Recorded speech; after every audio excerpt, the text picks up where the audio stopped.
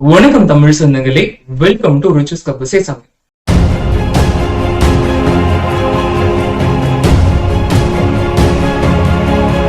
நாம இன்னைக்கு பார்க்க போற விஷயம் ரொம்பவே முக்கியமான ஒரு விஷயம். இந்த விஷயத்தினால பாதிக்கப்படுறவங்க தான் பாதிக்கப்படுறது மட்டும் இல்லாம தன்னை சுத்தி இருக்கிறவங்களையும் பாதிப்புக்குள் ஆக்குறாங்க. இதனால பல டைவர்ஸ் கேஸ் கூட கோர்ட்ல பதிவாயிருக்குது. அப்படி என்ன விஷயம் யோசிக்கிறீங்களா? அதுதாங்க கொரட்டை. கொரட்டைங்கிறது என்னன்னு பாத்தீங்க அப்படின்னா, நம்மளோட சுவாச கோளாறால ஏற்படக்கூடிய ஒரு சத்தம் தான் கொரட்டை. சராசரியா ஆண்கள்ல 7% பேரும், பெண்கள்ல 4% பேரும் இதனால பாதிக்கப்படுறாங்கன்னு ஒரு ஸ்டாட்டிஸ்டிக் சொல்றாங்க. நாம ஒரு விஷயம் சொல்லுவோம், கொரட்டை விட்டு தூங்குறவங்க ரொம்ப நல்லா தூங்குறாங்க அப்படின்னு. ஆனா அது கிடையவே கிடையாது. அவங்க தூங்குறதே கிடையாது. கொரட்டைங்கிறது என்னன்னு பாத்தீங்கன்னா ஒரு மாதிரியான மயக்க நிலை. அவங்க மயக்க நிலையில இருக்கிறாங்களே தவிர அவங்க ஆழ்ந்து தூங்குறதே கிடையாது. பொதுவா வயசுல பெரியவங்க கொரட்டை விடுவாங்க. ஆனா இப்போ சின்ன பசங்களுமே என்ன பண்றாங்க அப்படின்னா கொரட்டை விட ஆரம்பிச்சிட்டாங்க. இந்த கொரட்டை சவுண்ட் எப்படிங்க உருவாகுது அப்படின்னு பாத்தீங்க அப்படின்னா, நாம சுவாசிக்கிற இந்த காற்று இருக்கு இல்லையா, அது மூக்கு, வாய், தொண்டை, மூச்சு குழல் வழியா நம்மளோட நுரையீரல போய் அடையும். அதுல ஏதாவது தடை ஏற்பட்டா ஒரு சத்தம் உண்டாகும். அததான் நாம குரட்டை அப்படின்னு சொல்றோம். பொதுவா இந்த குரட்டை சத்தம் எப்ப உண்டாகும் அப்படின்னு பாத்தீங்க அப்படின்னா இரவு நேரங்கள்ல தான் உண்டாகும். ஏன் அப்படின்னா நம்ம தொண்டையில இருக்கக்கூடிய அந்த சதை பகுதி ரொம்ப சாஃப்டா இருக்கும். அது ரொம்ப சோர்ந்து போய் நைட் டைம்ல ஓய்வு எடுக்கும். அப்ப மூச்சு பாதை இருக்கு இல்லையா, அது சுருங்கிடும். அது வழியா காற்று உள்ள போய் வெளியே வரும்பொழுதுதான் நமக்கு இந்த குரட்டை சத்தம் வருது. சோ உள்ள போயிட்டு வெளியே வர்றதுக்கு கஷ்டப்பட்டுச்சு அப்படின்னா நமக்கு இந்த குரட்டை சத்தம் உருவாகும். அப்படி இல்லைன்னா நாம மல்லாந்து படுத்திருக்கிறப்போ நாம நாக்க மடக்கி இருப்போம், அது தொண்டையை போய் அழுத்தும். அந்த சமயத்துல என்ன ஆகும் அப்படின்னா இந்த குரட்டை சத்தம் உருவாகும். மருத்துவர்கள் என்ன சொல்றாங்கன்னா, நைட்டு முழுவதும் கொரட்டை விட்டு தூங்குறாங்க இல்லையா, அவங்க பாத்தீங்க அப்படின்னா சரியா தூங்குறது கிடையாது. அவங்க மயக்க நிலையில இருக்கிறாங்க. அவங்களுக்கு என்ன ஆகும் அப்படின்னா 30 முறை மூச்சு விட முடியாம அவங்க கஷ்டப்படுவாங்களாம். சராசரியா ஆரோக்கியமா இருக்கக்கூடிய மனிதர்கள் இருக்காங்க இல்லையா, அவங்களுக்கு ஒரு 10 வினாடிகள் என்ன ஆகும் அப்படின்னா அந்த மூச்சு அடக்கிறது இருக்குமா. ஆனா நம்ம உடல் என்ன பண்ணுமா, நம்ம உடலோட நேச்சுரல் மெக்கானிசம் அது என்ன பண்ணும்னா இயற்கையாவே நமக்கு ஒரு விழிப்பு கொடுத்து அதை சரி பண்ணிடுவோம். நீங்களே யோசிச்சு பாருங்க, நீங்க நைட்டு ஃபுல்லா தூங்கிட்டே இருக்க மாட்டீங்க. டக்குன்னு ஏதாவது ஒரு சமயத்துல எந்திரிச்சோ இல்ல பரண்டு படுத்தோ ஏதாவது ஒரு விஷயம் பண்ணுவீங்க. அது இயற்கையாவே நம்ம உடல் பண்ற விஷயம். இந்த மயக்க நிலையில இருக்காங்க இல்லையா, அதாவது கொரட்டை விட்டு தூங்குறாங்க இல்லையா, அவங்களால அந்த மயக்க நிலையில இருந்து எழுந்திருக்கவே முடியாது. கடைசியில அது என்ன பண்ணும் அப்படின்னா அவங்களுக்கு ஹார்ட் அட்டாக்ல கொண்டு போய் முடிஞ்சிரும் அப்படின்னு சொல்லி மருத்துவர்கள் சொல்றாங்க. சரிங்க, மனிதர்களுக்கு எப்படி இந்த குரட்டை உருவாகுது, அதுக்கு என்ன காரணம் அப்படின்னு பாத்தீங்க அப்படின்னா, முதல் காரணம் ஒண்ணு ஜெனட்டிக்கா இருக்கலாம். ரெண்டாவது அவங்களோட ஒபெசிட்டி, உடல் பருமன் அதிகரிச்சுச்சுன்னா கட்டாயம் குரட்டை சத்தம் வரும். மூணாவது விஷயம் பாத்தீங்க அப்படின்னா அவங்க அதிகப்படியான புகைப்பிடிக்கிற பழக்கம் இருந்துச்சுன்னா அவங்களுக்கு குரட்டை வரும். நான்காவது விஷயம் என்னன்னு பாத்தீங்க அப்படின்னா அவங்க மது அருந்துற பழக்கம் இருக்கிறவங்களா இருந்தாங்கன்னா அவங்களுக்கு குரட்டை வரும். அஞ்சாவது விஷயம் என்னன்னு பாத்தீங்க அப்படின்னா அவங்க தூங்குறதுக்காக தூக்க மாத்திரைகள் பயன்படுத்துறாங்க இல்லையா, அதனாலயுமே அவங்களுக்கு குரட்டை வரும். ஆறாவது விஷயம் என்னன்னா மூக்கடைப்பு, மூச்சு திணறல், சைனஸ் இந்த மாதிரி பிரச்சனை இருக்கிறவங்களுக்கு, மூக்கோட அந்த சதை வளைவுல வளர்ச்சி அந்த மாதிரி இருக்கிற பிரச்சனை இருக்கிறவங்களுக்கும் குரட்டை வரும். ஏழாவது விஷயம் என்னன்னு பாத்தீங்க அப்படின்னா தொண்டையில டான்சில்ஸ் சொல்லுவாங்க, அதாவது சதை வளர்ச்சி அடையுது. அந்த மாதிரி பிரச்சனை இருக்கிறவங்களுக்குமே என்ன வரும் அப்படின்னா இந்த குரட்டை சத்தம் வரும். எட்டாவது விஷயம் என்னன்னு பாத்தீங்க அப்படின்னா உங்களுக்கு அலர்ஜியோ இல்லைன்னா தைராய்டு ப்ராப்ளமோ இருந்துச்சு அப்படின்னா உங்களுக்கு குரட்டை வரும். ஒன்பதாவது விஷயம் என்னன்னு பாத்தீங்க அப்படின்னா நீங்க சரியா தூங்காம இருக்கிறது, அது மட்டும் இல்லாம உங்களோட ஸ்லீப்பிங் பொசிஷனை மாறி மாறி படுக்கிறது, அதுவுமே குரட்டை வரதுக்கு ஒரு காரணம் அப்படின்னு சொல்றேன். பத்தாவது என்னன்னா மாதவிடாய் சுழற்சியோட இறுதியில பெண்களுக்கு குரட்டை வரும்னு சொல்றேன். இந்த மாதிரி குரட்டை விடுறதுக்கு பல காரணங்கள் இருக்கு.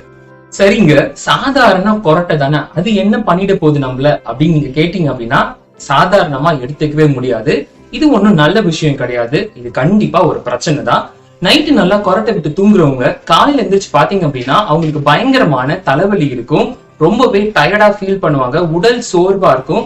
எந்த வேலையும் ஒரு நாட்டமே இல்லாம செய்யற அளவுக்கு அவங்க பாடியோட கண்டிஷன் சேஞ்ச் ஆயிடும். அது மட்டும் இல்லாம என்ன நடக்கும் அப்படின்னா நம்ம மூளைக்கு போகக்கூடிய ஆக்சிஜனோட அளவு குறைஞ்சிரும். CO2 அளவு அதிகமாயிருந்தனால நமக்கு ஹார்ட் ப்ராப்ளம் வரும், கிட்னி ப்ராப்ளம் வரும், பக்கவாதம் வரும், சுகர் லெவல் இன்க்ரீஸ் ஆகும். அது மாதிரி பல வியாதிகள் நம்ம உடம்புல உண்டாகும் அப்படின்னு சொல்றேன். இதுலயே முக்கியமான ஒரு விஷயம் என்னன்னு சொல்றாங்கன்னு பாத்தீங்க அப்படின்னா, அதிகமா கொரட்டை விட்டு தூங்கக்கூடிய ஆண்களுக்கு ஆண்மை குறைவு ஏற்படும் அப்படின்னு சொல்லியும் ஒரு ஆராய்ச்சி சொல்லுது. இப்படி கண்டினியூஸா கொரட்டை விட்டு தூங்குறவங்களுக்கு ஸ்லீப் அப்னியா சிண்ட்ரோம் உருவாகும்னு சொல்லி டாக்டர் சொல்றாங்க. சரிங்க, இந்த கொரட்டையால இவ்வளவு பிரச்சனைகள் இருக்குது, உடல்ல இவ்வளவு ப்ராப்ளம்ஸ் வரும்னு சொல்றீங்க. இதுல இருந்து முழுமையா விடுபடுறதுக்கு ஏதாவது தீர்வு இருக்கா, ஏதாவது ரெமெடி இருக்கா, டிப்ஸ் இருக்கான்னு கேட்டீங்கன்னா கண்டிப்பா இருக்குது. ஃபர்ஸ்ட் விஷயம் என்ன பண்ணும் அப்படின்னா, தூங்க போறதுக்கு முன்னாடி மிதமான சூடு இருக்கிற நீர்ல 1 டேபிள் ஸ்பூன் ஏலக்காய் பொடியை நீங்க கலந்து குடிச்சிட்டு படுத்தீங்க அப்படின்னா உங்களுக்கு இந்த கொரட்டை வரது கம்மியாகும்.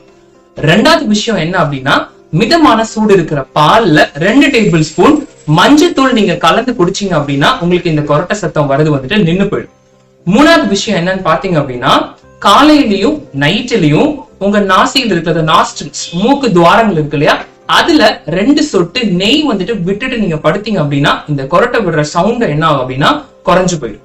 நாலாவது விஷயம் என்னன்னு பாத்தீங்க அப்படின்னா, முத்திரை யோக முத்ரா இருக்குது. அந்த முத்திரையை நாம செய்யறது மூலமா நம்மளோட குரட்டை சத்தத்தை நாம என்ன பண்ணலாம்னா அறவே ஒழிக்கலாம். அது என்ன முத்ரான்னு பாத்தீங்க அப்படின்னா ஆதி முத்ரா அப்படின்னு சொல்றாங்க. அதை எப்படி பண்ணணும்னு பாத்தீங்கன்னா, நம்ம கைகள் இப்படி இருக்கு இல்லையா, இது இப்படி மடிப்போம். சோ இப்படி வச்சுக்கோங்க. சோ இதை இப்படி மூடிக்கணும். சோ இந்த மாதிரி வைக்கிறது தான் ஆதி முத்ரா. அதாவது உங்களோட கரங்கள்ல கட்டை விரல மட்டும் உள்ள வச்சுட்டு மீதி 4 விரலையும் இப்படி மூடினீங்க அப்படின்னா இதுதான் ஆதி முத்ரா. இந்த முத்ராவை பண்ணீங்க அப்படின்னா உங்களோட குரட்டை விடுற அந்த பழக்கம் கம்மியாயிடும். இதை எவ்வளவு நேரம் பண்ணும் அப்படின்னா, நீங்க தூங்க போறதுக்கு முன்னாடி ஒரு 30 மினிட்ஸ் என்ன பண்ணுங்க, இதை பண்ணுங்க. 5வது விஷயம் என்னன்னு பாத்தீங்க அப்படின்னா, அதிக அளவு தலையணைகளை பயன்படுத்துறது. நாம ரொம்ப பிளாட்டா படுக்கிறப்போ நம்மளால சரியா என்ன பண்ண முடியாது, மூச்சு விட முடியாது. சோ அதிக அளவு தலையணைகள் யூஸ் பண்ணீங்கன்னா அந்த கொரட்டை சவுண்ட நாம கண்ட்ரோல் பண்ணலாம்.